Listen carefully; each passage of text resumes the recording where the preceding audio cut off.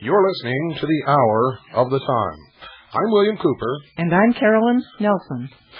Ladies and gentlemen, tonight you're going to hear another portion of the proof that the government, which calls itself the United States government or the government of the United States of America, that which is constituted within the boundaries of the Federal District of Columbia, is not, in fact, the government of the United States of America. In fact, it is a treasonous, counterfeit, criminal government, an imposter government, if you will. They have already destroyed the Constitution of the United States of America. It is a done deal. I am proving that nightly.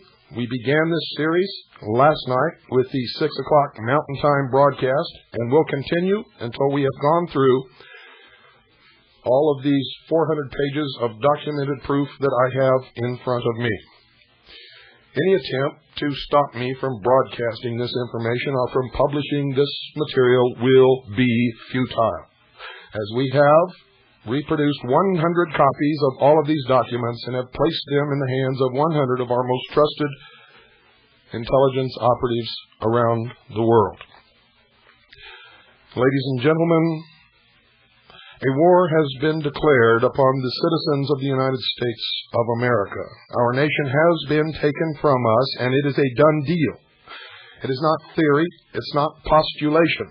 It happened a long time ago. I have the proof in front of me and am disclosing it with every episode of the Hour of the Time.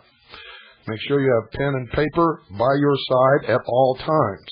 I expect you to research this information, prove it to yourself, your family, and your friends, and join us in the fight, our legal and lawful fight, for we have the law on our side.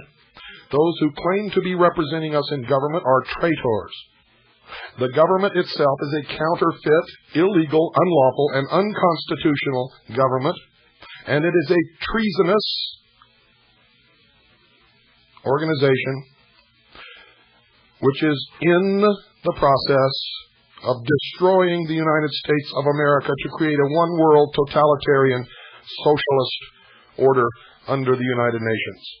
It began a long time ago, and those of you who began listening to us with our first broadcast yesterday already are aware of that. Don't go away. I'll be right back.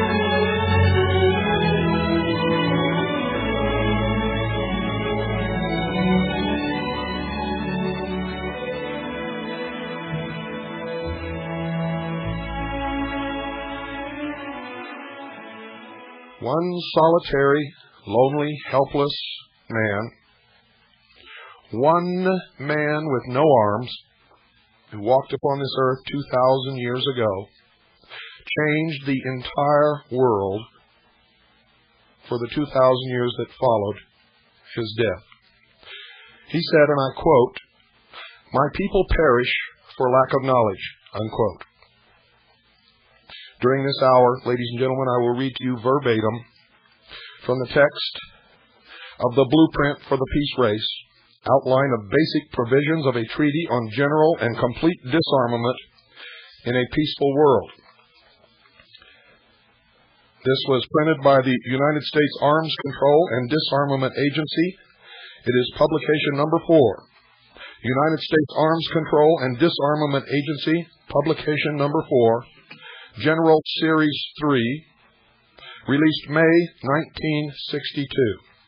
That's the United States Arms Control and Disarmament Agency, publication number 4, General Series 3, released May 1962.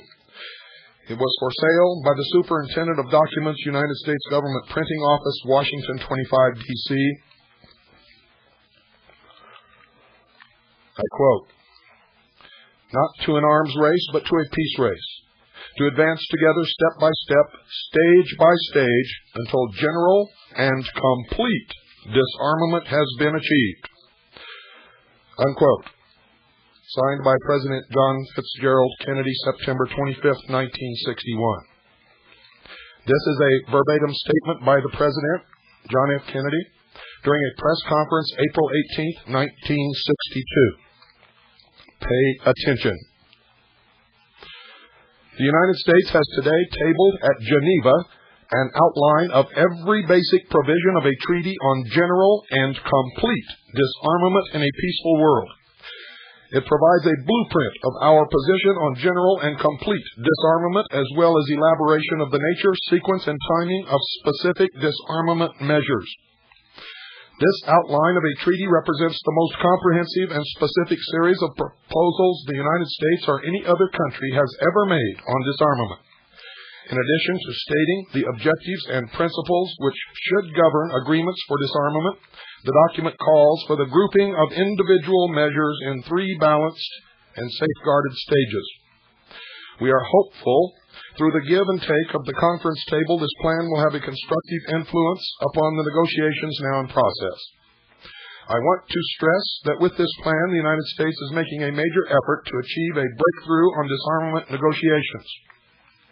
We believe that the nations represented at Geneva have a heavy responsibility to lay the foundations for a genuinely secure and peaceful world, starting through a reduction in arms, unquote. Now, ladies and gentlemen, that sounds very nice. It sounds wonderful. It's the ages-old dream of 1,000 years of utopia on earth, brought to fruition through the great work of the many different brotherhoods, the secret societies operating under different names and at times appearing to oppose themselves. Ladies and gentlemen, their plan is coming to fruition very quickly. How would you disarm the world without having a central power and a central police force to enforce the disarmament of the world? And this plan includes the peoples of the world, including the American peoples. All of this lily, wonderful, utopian-sounding rhetoric that comes from the mouths of these people who have been working to destroy the United States of America lay against your ears like a soft feather on a puff of wind. But the truth is, ladies and gentlemen, that feather always ultimately erupts in a burst of flame that consumes not only the ear but the head and the body. It is the ages-old lie, the promise of something good, and you always have to give up everything to get it. And whoever's calling, you might as well stop, because no one is going to answer this telephone. And I continue. Forward. An ultimate goal of the United States is a world which is free from the scourge of war and the dangers and burdens of armaments, in which the use of force has been subordinated to the rule of law, and in which international adjustments to a changing world are achieved peacefully. Today, in a world riven by dangerous tensions and mistrust, the attainment of this goal necessitates continuing and patient efforts to achieve the progressive reduction of national war-making capabilities in such a manner as to increase the security of all nations. Thus, responsible arms control and disarmament proposals cannot be directed toward the attainment of unilateral political or military advantage. They must be fully responsive to the legitimate security interests of all nations.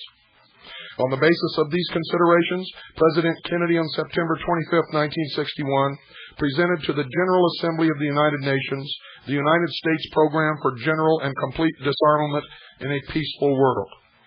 To provide a more precise statement of the United States' approach to disarmament and the manner in which that approach should be implemented, the United States on April 18, 1962, presented to the conference of the 18-Nation Committee on Disarmament meeting in Geneva an outline of basic provisions of a treaty on general and complete disarmament in a peaceful world. Although not a draft treaty, the outline elaborates and extends the proposals of September 25th and provides a specific term, a substantial basis for the negotiation of arms control and disarmament treaty obligations. The principal provisions of the United States outline are described in the summary that follows. The complete text of the outline begins on page 5. Ladies and gentlemen, that also sounds nice. Wouldn't it be nice to have a peaceful world free from war? If you've studied history, as I have, you will find out that the wars that have been fought in the last 150 years have been fought to bring this plan of world government into reality. Outline of basic provisions of a treaty on general and complete disarmament in a peaceful world. Summary. Principle and process of disarmament. Disarmament would be implemented progressively and in a balanced manner so that at no stage could any state or group of states obtain military advantage. Compliance with obligations would be effectively verified. As national armaments were reduced, the United Nations would be progressively strengthened. Did you hear that, sheeple? And you've been telling me there is no plan for world government? You better wake up. You have been stupid long enough. You have been apathetic long enough. You have been irresponsible and ignorant long enough. There is no time left, as you will soon see. Disarmament would be accomplished in 3 stages. The first to be carried out in 3 years, the second also in 3 years, and the third as promptly as possible within an agreed period of time. Stage 1 would be initiated by the United States, the Soviet Union, and other agreed states, and that has been done. All militarily significant states would participate in Stage 2, and that is in the process of being done. And all states possessing armaments and armed forces in Stage 3. I'll repeat that. And all states possessing armaments and armed forces in Stage 3. Transition from one stage of disarmament to the next would take place upon a determination that all undertakings in the preceding stage had been carried out and that all preparations for the next stage had been made. Disarmament measures. Armaments. During Stage 1, inventories of major categories of both nuclear delivery vehicles and conventional armaments would be reduced by 30%. That has been surpassed. Fixed launching pads would be reduced with associated missiles. That has also been done. Half of the remaining inventories would be eliminated during Stage 2. That is being accomplished at the present time. And final reductions would be made in Stage 3. Upon the completion of Stage 3, states would have at their disposal only agreed types of non-nuclear armaments for forces required to maintain internal order and protect the personal security of citizens. Production of armaments during Stage 1 would be limited to agreed allowances and would be compensated for by the destruction of additional armaments to the end that reductions would not be impaired, and that has been done. In Stage 2, production of armaments would be halted except for parts for maintenance of retained armaments. Any further production of national armaments would be ended in Stage 3, except for production of agreed types of non-nuclear armaments for internal forces. Military research, development, and testing would be subject to increasing limitations during this disarmament progress. During Stage 3, appropriate action would be taken to ensure that new scientific discoveries and technological inventories and inventions of military significance were not used for military purposes. B. Armed forces. Force levels of the United States and Soviet Union would be reduced to 2.1 million at the end of Stage 1, and that has been more than accomplished. Half of the remaining forces of these two states would be disbanded during Stage 2, and that is being accomplished at the present time and in the United States is well ahead of schedule. And final reductions would be made in Stage 3. Other states would also progressively reduce their force levels.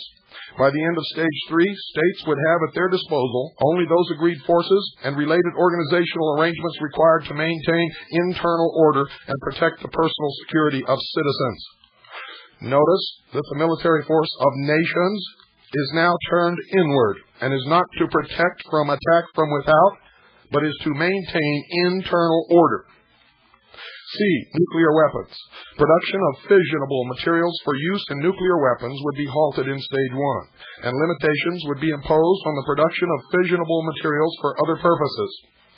The availability of fissionable materials for use in nuclear weapons would be reduced during Stage 1 and subsequent stages by safeguarded transfers to non-nuclear weapons purposes. That is being accomplished. If nuclear weapons tests had not already been halted under effective international control, arrangements to this end would be undertaken in Stage 1.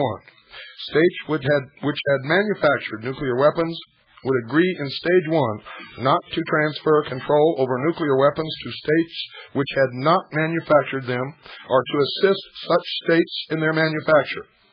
States which had not manufactured nuclear weapons would refrain from seeking them. That is being enforced at the present time. Transfers of fissionable materials between states would be limited to peaceful purposes and would be safeguarded, and that is being accomplished at this time. Ladies and gentlemen, President Clinton has proposed to resume nuclear testing, and I make this prediction, not because anyone has told me, not because I'm involved in any of this, but because I know the brotherhoods. If he indeed resumes the testing of nuclear weapons, he will not live to finish out this term.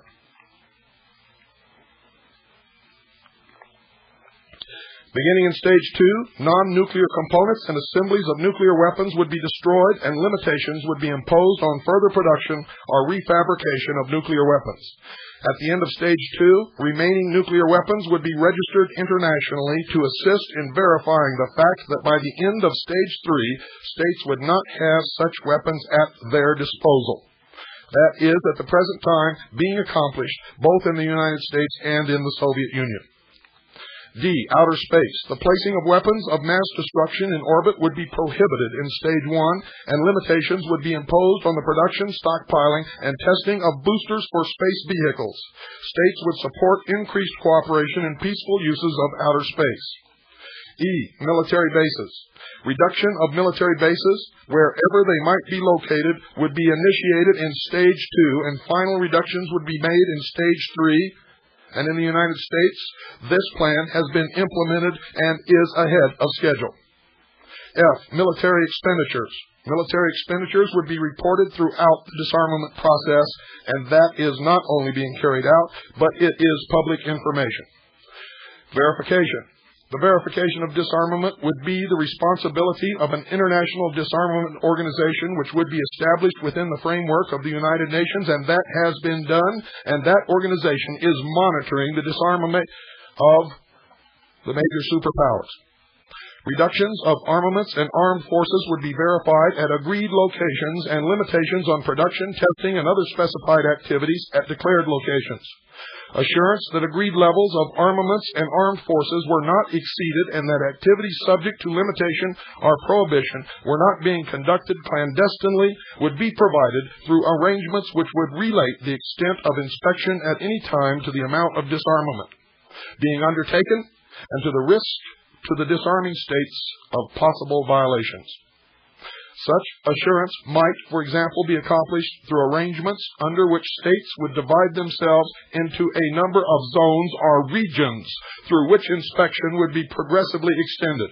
By the end of Stage 3, when disarmament had been completed, all parts of the territory of states would have been inspected.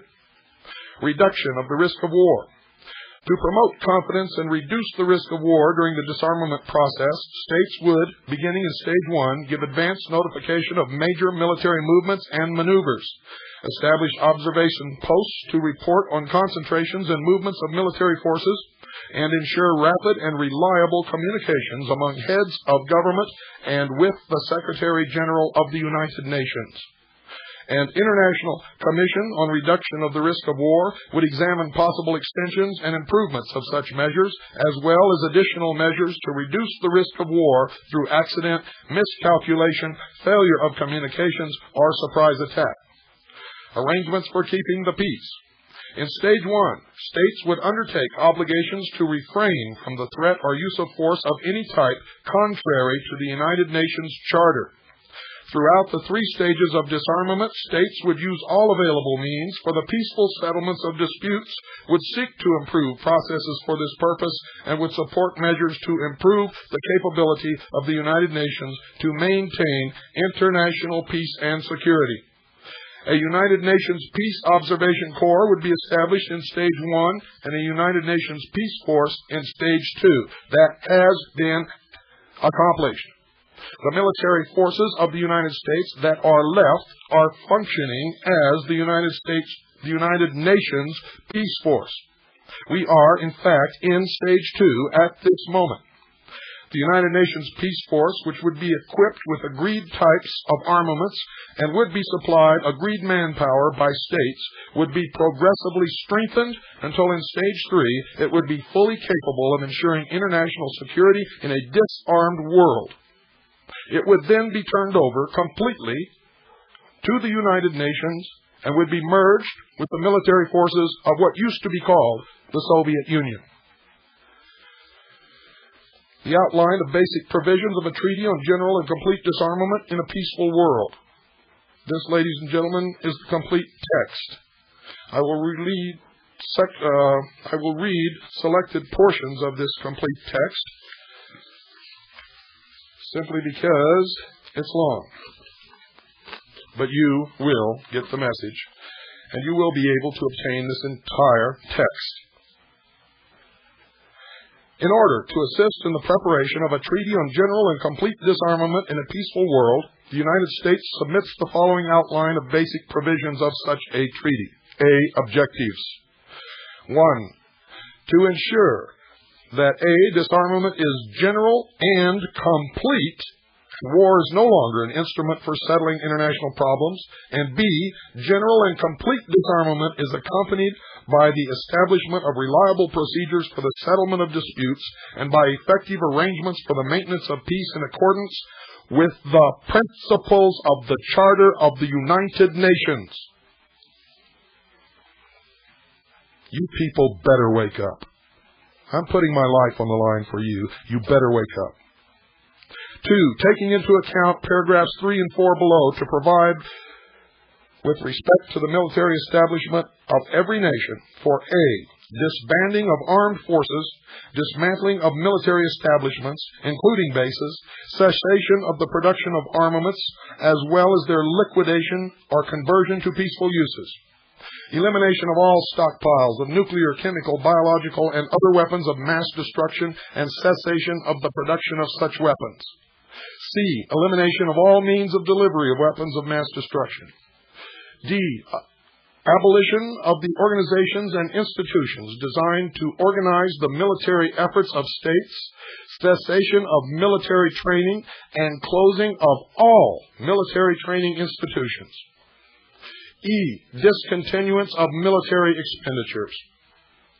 Paragraph 3, to ensure that at the completion of the program for general and complete disarmament, states would have at their disposal only those non-nuclear armaments, forces, facilities, and establishments as are agreed to be necessary to maintain internal order and protect the personal security of citizens.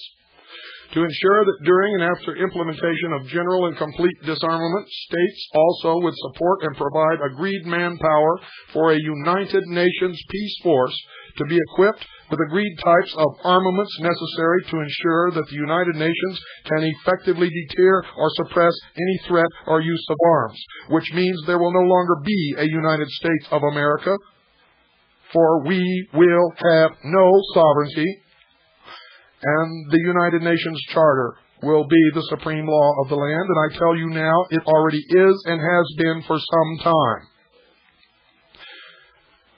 I already told you, don't bother calling. We are not going to answer the phones.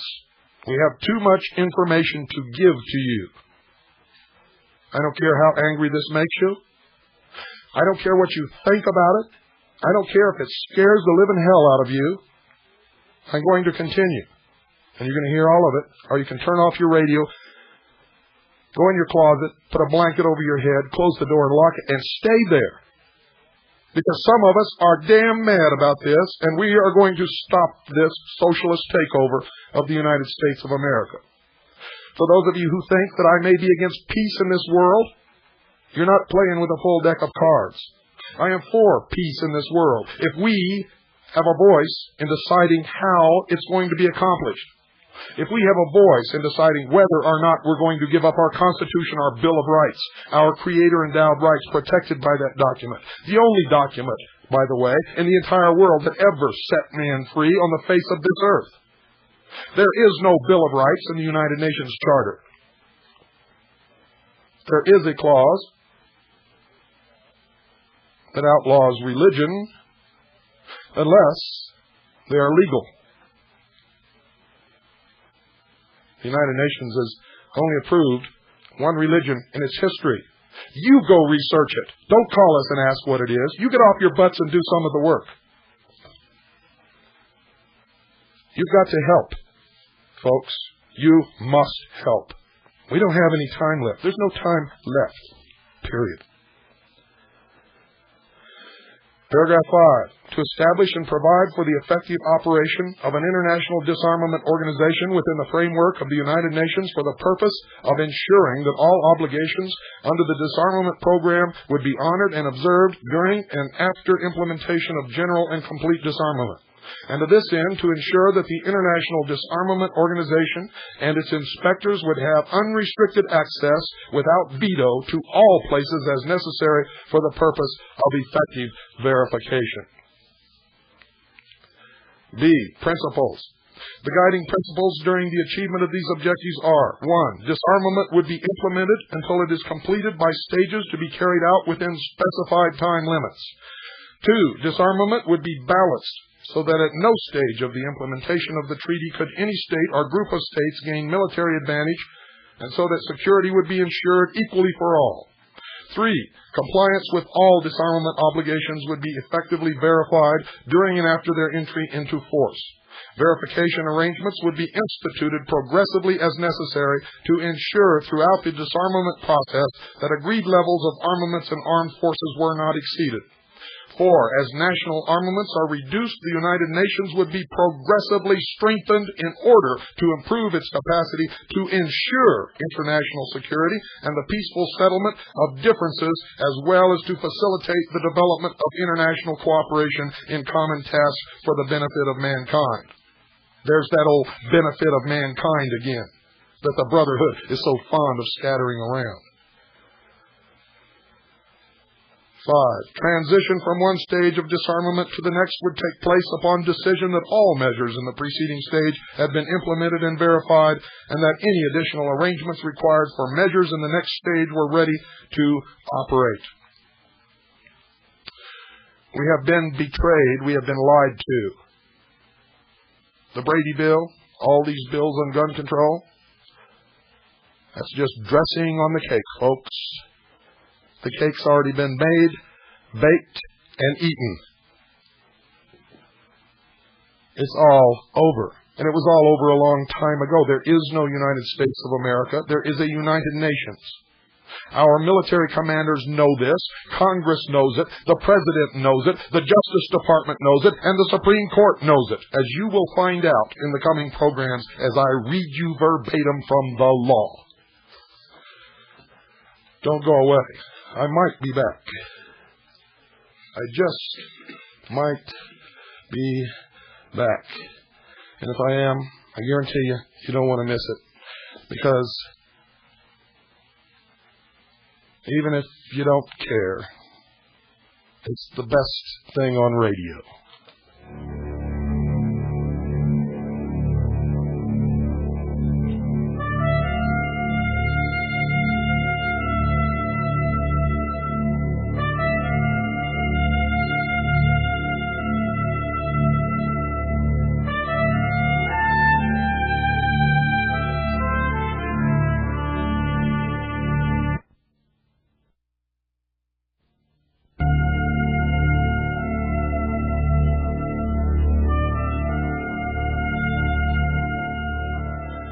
As each episode of the Hour of the Time reveals more of this absolute proof of the treason and the traitors who are destroying this nation and bringing about a one-world totalitarian socialist government,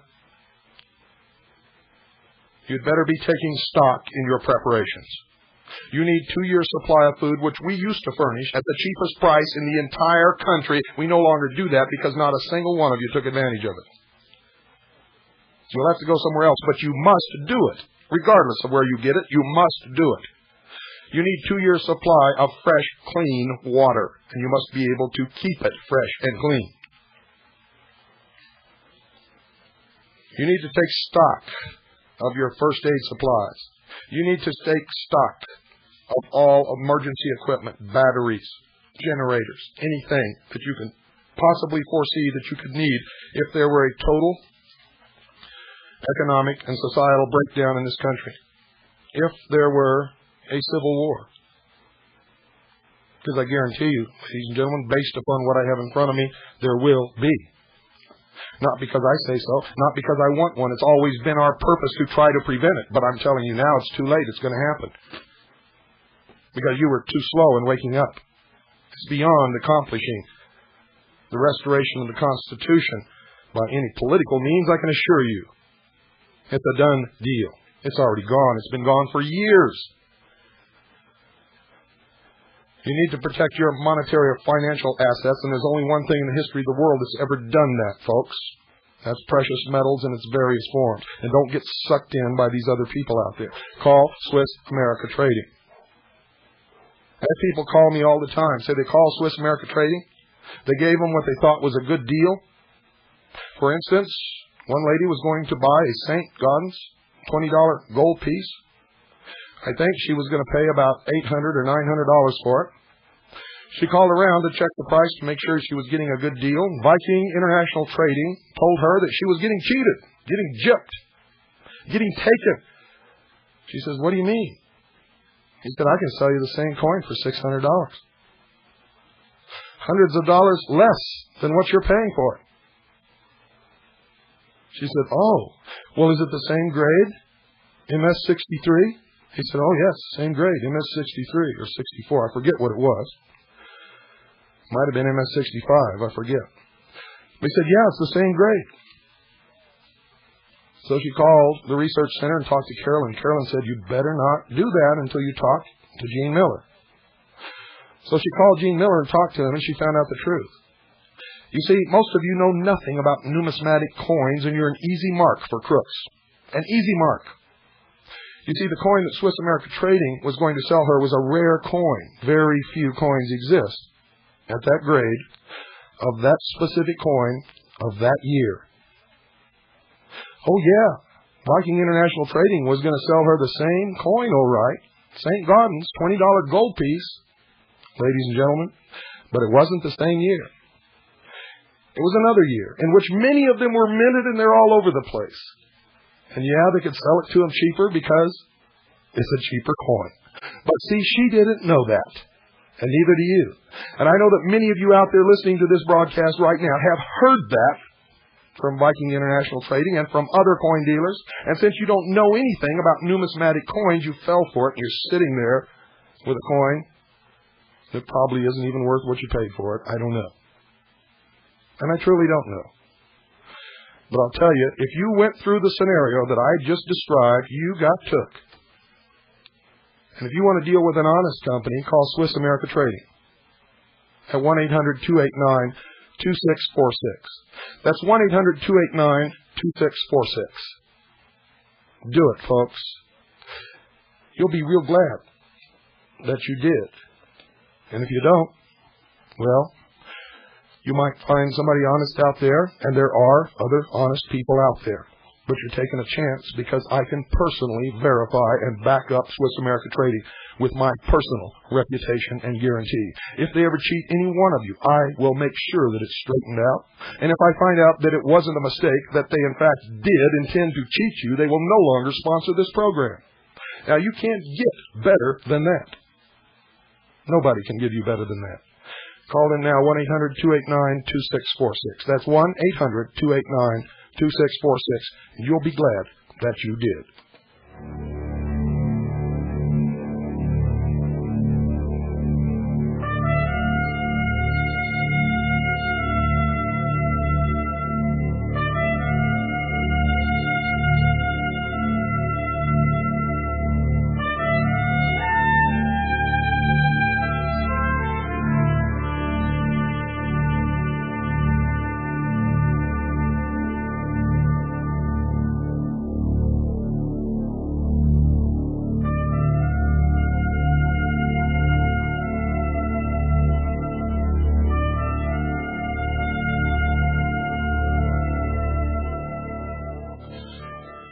Introduction, and remember, I'm only going to read selected portions. You will be able to get your hands on this as we publish it.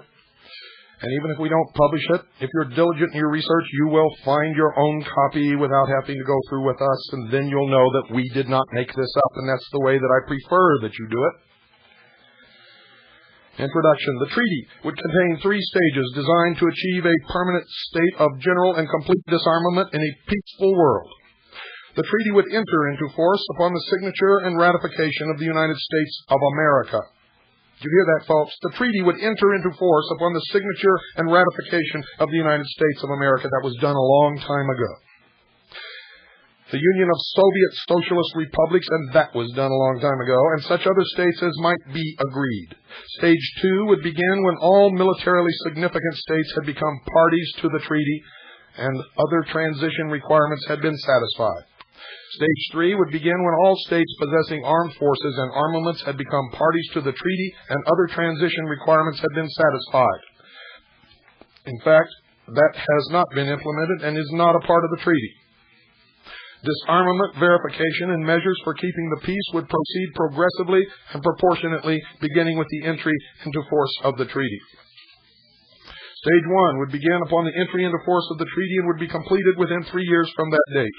During Stage 1, the parties to the treaty would undertake 1, to reduce their armaments and armed forces and to carry out other agreed measures in the manner outlined below. 2, to establish the International Disarmament Organization upon the entry into force of the treaty in order to ensure the verification in the agreed manner of the obligations undertaken. And 3, to strengthen arrangements for keeping the peace through the measures outlined below. Stage 1 took much longer than 3 years. You can mark the beginning of the signing of the treaty by the date that the International Disarmament Organization under the United Nations was created. We are now in Stage 2, ladies and gentlemen. Armaments, reduction of armaments. Specified parties to the treaty as a first stage toward general and complete disarmament in a peaceful world would reduce by 30% the armaments in each category listed in subparagraph B below, except as adjustments for production would be permitted in Stage 1 in accordance with paragraph 3 below. Each type of armament in the categories listed in subparagraph B would be reduced by 30% of the inventory existing at an agreed date. That has been accomplished. I'm going to skip a little bit now.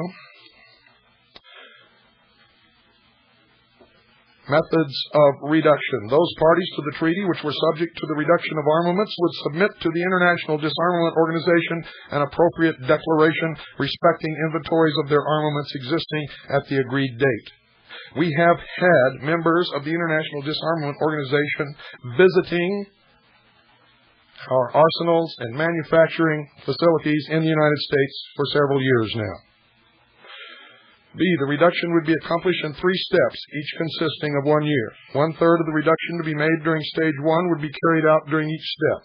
During the first part of each step, 1/3 of the armaments to be eliminated during Stage 1 would be placed in depots under supervision of the International Disarmament Organization. During the second part of each step, the deposited armaments would be destroyed or, where appropriate, converted to peaceful uses. That has been done. In accordance with arrangements which would be set forth in a treaty annex on verification, the International Disarmament Organization would verify the foregoing reduction and would provide assurance that retained armaments did not exceed agreed levels. That's been done. Let me skip over to something.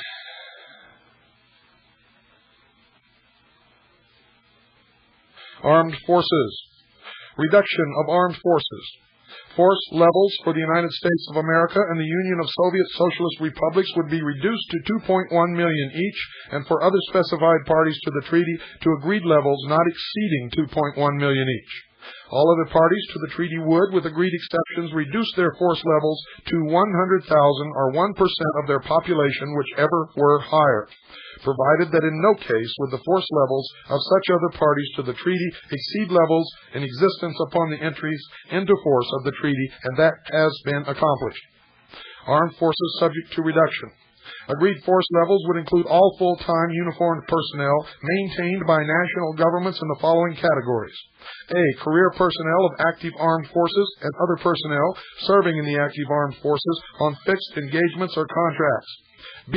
Conscripts performing their required period of full-time active duty as fixed by national law. C. Personnel of militarily organized security forces and of other forces or organizations equipped and organized to perform a military mission. And, of course, I'm going to skip over the part of nuclear weapons and outer space. Military expenditures. The parties to the treaty would submit to the International Disarmament Organization at the end of each step of each stage a report on their military expenditures.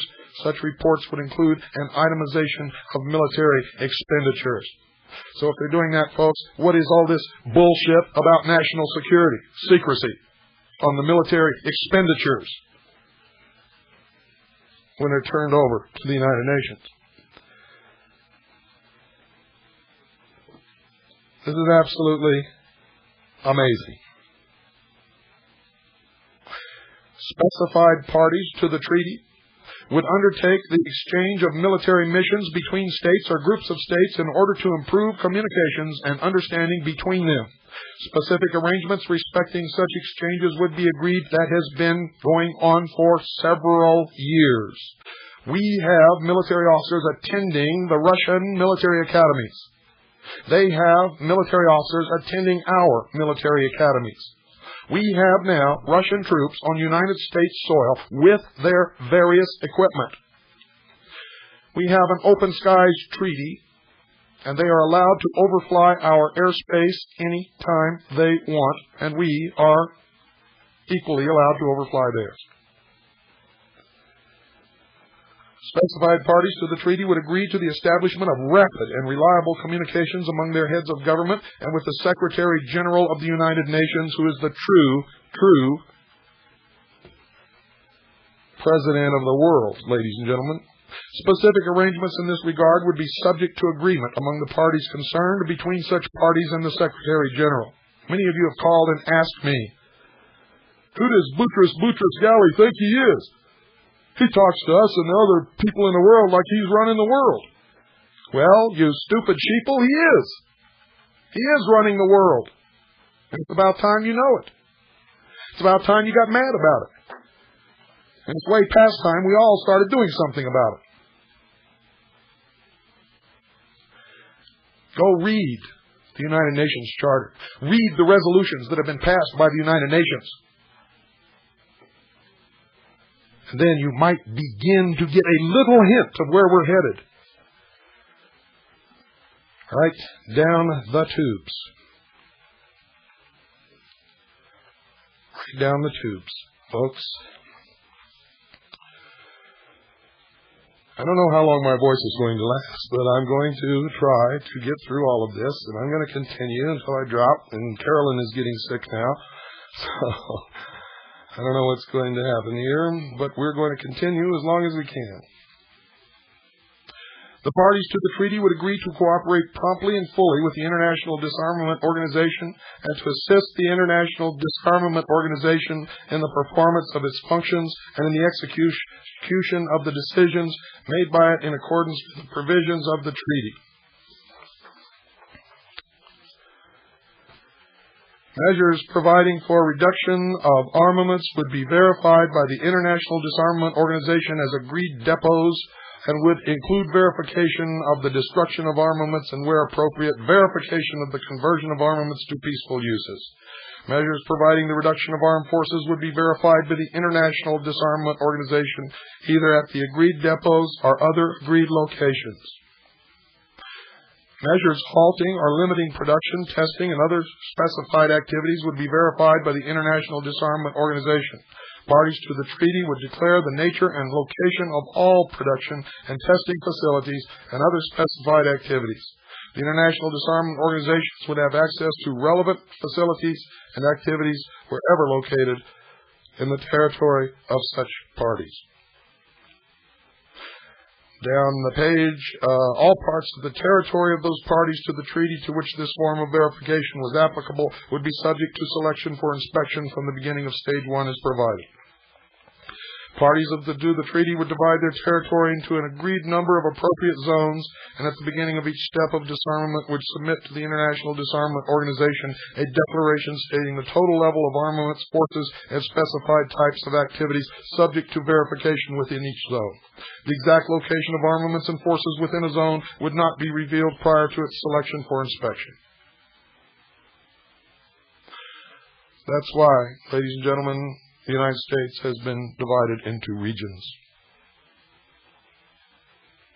Both aerial and mobile ground inspection would be employed within the zone being inspected. Access within the zone would be free and unimpeded, and verification would be carried out with the full cooperation of the state being inspected. Once a zone had been inspected, it would remain open for further inspection while verification was being extended to additional zones. By the end of Stage 3, when all disarmament measures had been completed, inspection would have been extended to all parts of the territory of parties to the treaty.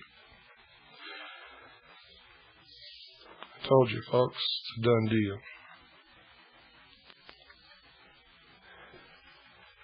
Requesting the International Court of Justice to give advisory opinions on legal questions concerning the interpretation or application of the treaty, subject to a general authorization of this power by, guess who? The General Assembly of the United Nations. Requesting the International Court of Justice to give advisory opinions on legal questions concerning the interpretation or application of the treaty, subject to a general authorization of this power by the General Assembly of the United Nations. And it continues, and it continues, and it continues, and it includes all nations, all military forces, and all peoples, including you. It was done years ago, ladies and gentlemen. Years ago. And let me see if there's anything else here that you need to hear right off the bat.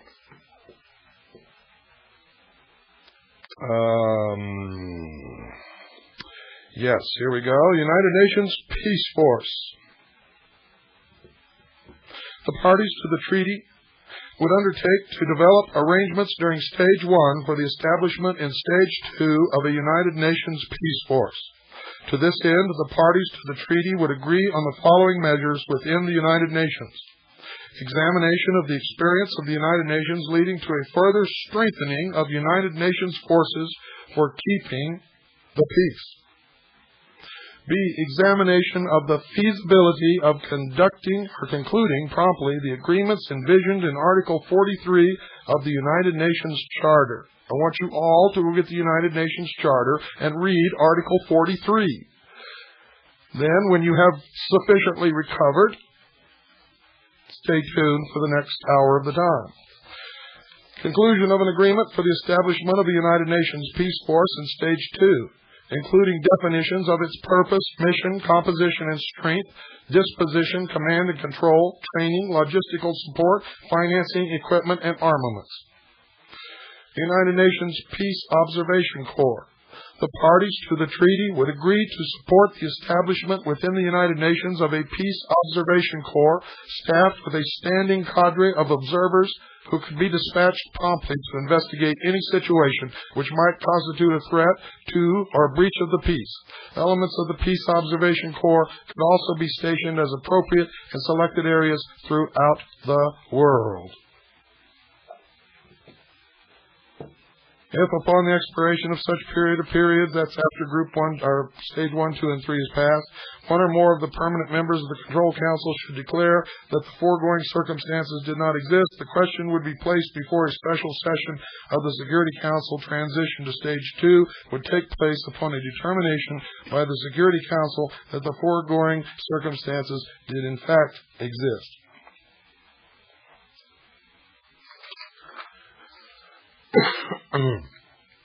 Thank you, Carolyn. Hot or not, I mute. During Stage 2, the parties to the treaty would undertake to continue all obligations undertaken during Stage 1. To reduce further the armaments and armed forces reduced during Stage 1 and to carry out additional measures of disarmament in the manner outlined below. To ensure that the International Disarmament Organization would have the capacity to verify in the agreed manner the obligations undertaken during Stage 2, and to strengthen further the arrangements for keeping the peace through the establishment of a United Nations Peace Force and through the additional measures outlined below. And, here we go. Now we're getting to the meat of the matter. Armaments. Reduction of armaments. I'm going to skip through all of this military stuff, and I'm going to go right down. The parties to the treaty would submit to the International Disarmament Organization a declaration respecting their inventories existing at the beginning of Stage 2 of the additional types of armaments in the categories listed in subparagraph B below, and would, during Stage 2, reduce the inventory of each type of such armaments by 50%. B. All types of armaments within further agreed categories would be subject to reduction in Stage 2. And we go down to item number 8, specified types of small arms, which will be declarations by types. That is being carried out in law now. Under 8 and C, specified categories of ammunition for armaments listed in Stage 1. Section A, subparagraph 1B, and in subparagraph B above would be reduced to levels consistent with the levels of armaments agreed for the end of Stage 2. Then it goes through the method of reduction, eliminating the production of ammunition, eliminating the production of firearms of all types, reduction of armed forces. We're going to be stripped of any means of our protecting ourselves against this despotic world government, which will be run and controlled by international socialism, and you will learn that when I get into Mikhail Gorbachev's book called Perestroika, which he recently wrote, and none of you went and bought, and you should have all bought it and read it from cover to cover.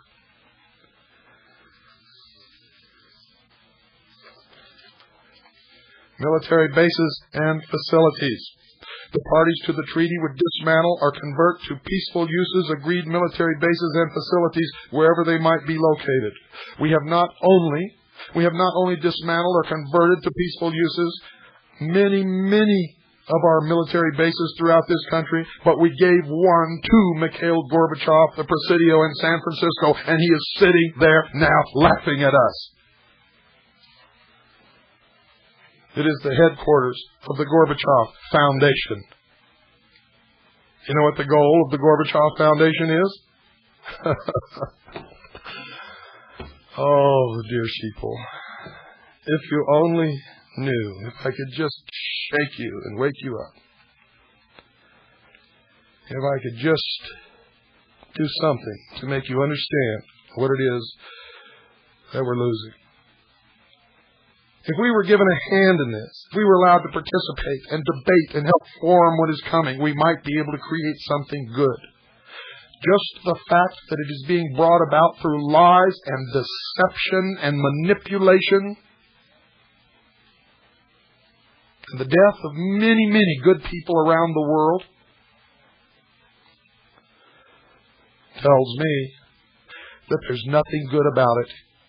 In fact, it smells so bad I can smell the stench right here in our studios under the clear, beautiful blue Arizona skies. It's rotten. The people who are bringing about it are liars and deceivers. They are rotten. Remember,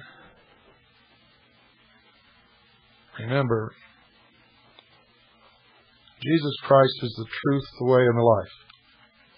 There is a God, and it is God that you should pray to.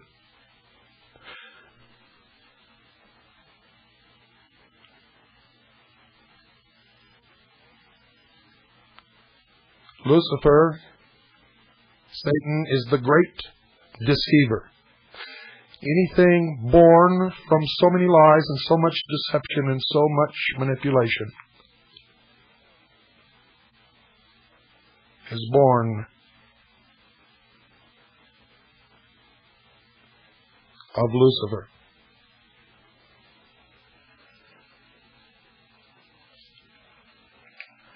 I hope you understand what I'm telling you. We're engaged in a war, ladies and gentlemen. A physical, material war and a spiritual war. And you must, at this time, take sides. You cannot wait any longer. You must take sides. We are at the fork in the road. And Jesus Christ said this: "He who is not with me is against me." Good night. And God bless you all.